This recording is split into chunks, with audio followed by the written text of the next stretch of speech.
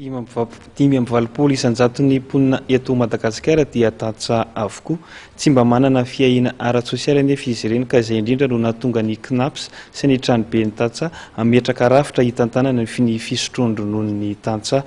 Natomboka tamin'ny fanadidina 1,000 tokantrano ireo tantsaha izany, ka hatreto dia faritra 7 no nanaovana izany. Faritra 720 manerana ny nosy hatreto no efa nanatanterahan'ny CNAPS sy ny tranobe ny tantsaha fanadihadiana momba fiaina ara-tsosialy. Tanterahana tao amin'ny distrika Morondava izany ho an'ny faritra Menabe izay natomboka tamin'ny herinandro lasa teo. Ny jony sy ny fambolena ary ny fiompiana no isan'ny fotofiveloman'ny mponina ny toerana. Tantsaha dia ohatra miasa rehetra, ka rehefa miasa mafy izy manomboka amin'ny 7 maraina hatramin'ny 3 hariva miasa mafy, rariny izy raha mba manana zavatra antenaina rehefa antitra.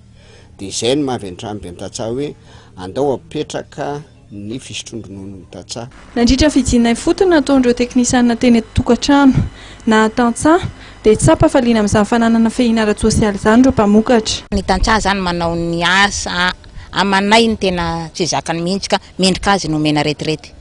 Tsy mifidy salan-taona ny fahavononan'ireo tantsaha indray fisotron-dronono. Izaho aloha dia vona marina, na atao hoe 4 alina na 5 aly fa raha hohaniko avao rehefa reraka aho, tsy mampalahelo anaka zay.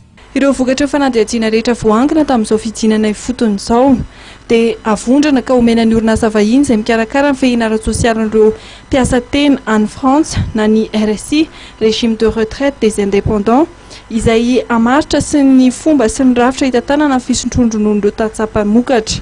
Iny vokatra iny no avadika volavolan-dalàna lanindreo parlementaire ka mpiarina eto Madagasikara.